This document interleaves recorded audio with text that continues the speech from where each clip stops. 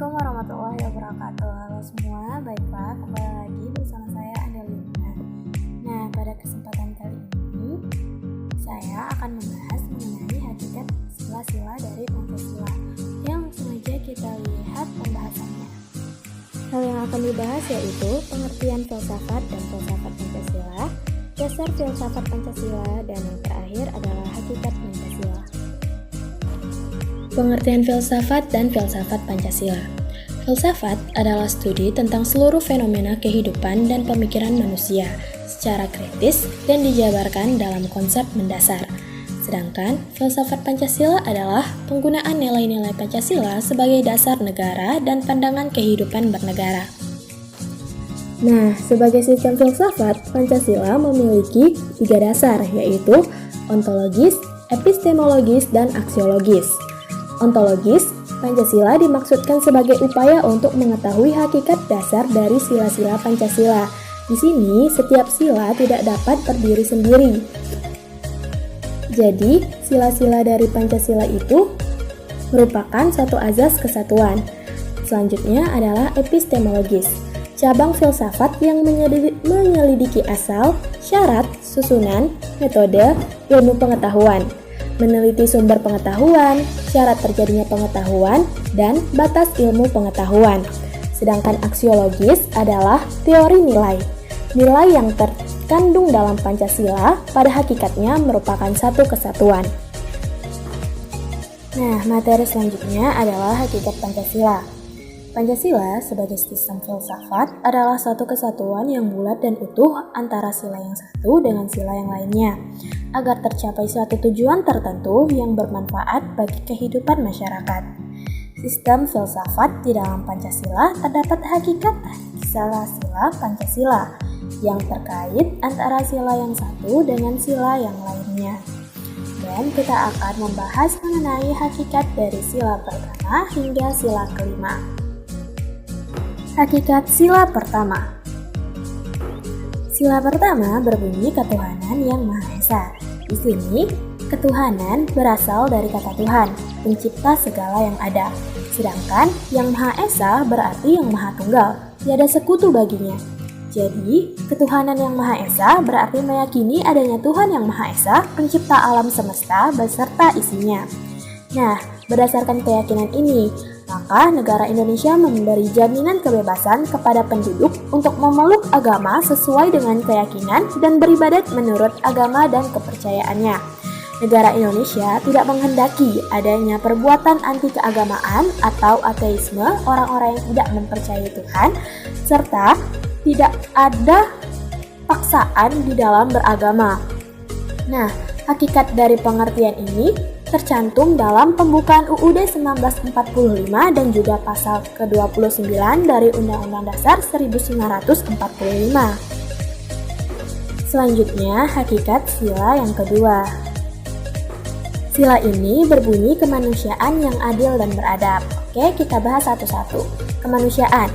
Nah, kemanusiaan ini berasal dari kata manusia, yaitu makhluk yang berbudi yang mempunyai potensi. Nah, sedangkan adil berarti suatu kepercayaan atau tindakan didasarkan atas norma-norma yang objektif dan tidak sewenang-wenang. Jadi di sini adil itu dia harus objektif, bukan subjektif. Selanjutnya adalah beradab. Nah, beradab ini berasal dari kata adab, yang berarti budaya atau tata kesopanan, kesusilaan, dan juga bisa disebut sebagai moral.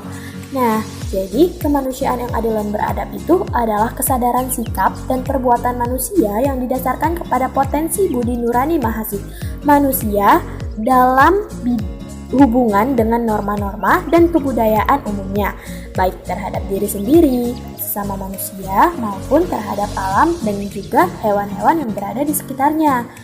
Nah, hakikat dari pengertian ini sesuai dengan pasal 27, 28, 29, dan 30 dalam Undang-Undang Dasar 1945.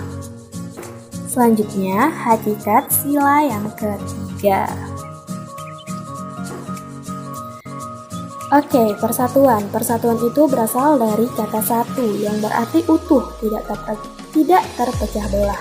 Sehingga Persatuan Indonesia adalah persatuan bangsa yang mendiami wilayah Indonesia atau kesatuan bangsa yang mendiami wilayah Indonesia.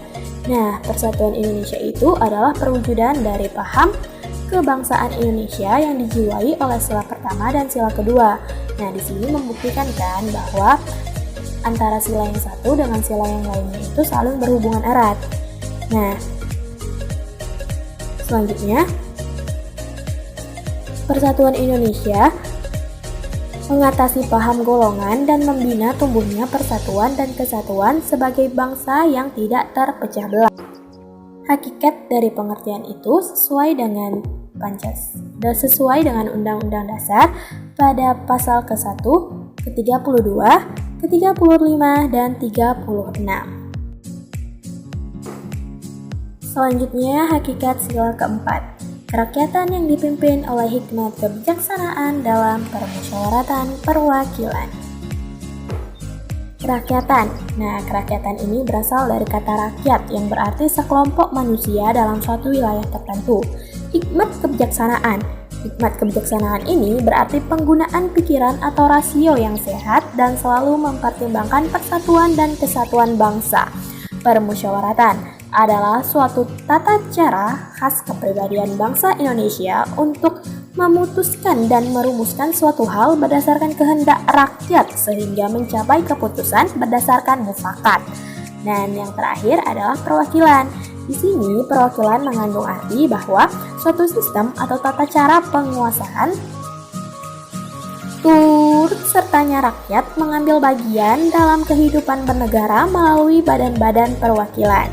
Sehingga secara keseluruhan sila ini berarti rakyat dalam menjalankan kekuasaannya melalui sistem perwakilan dan keputusan-keputusannya diambil dengan jalan musyawarah yang dengan pemikiran yang sehat dan penuh tanggung jawab kepada Tuhan maupun kepada rakyatnya.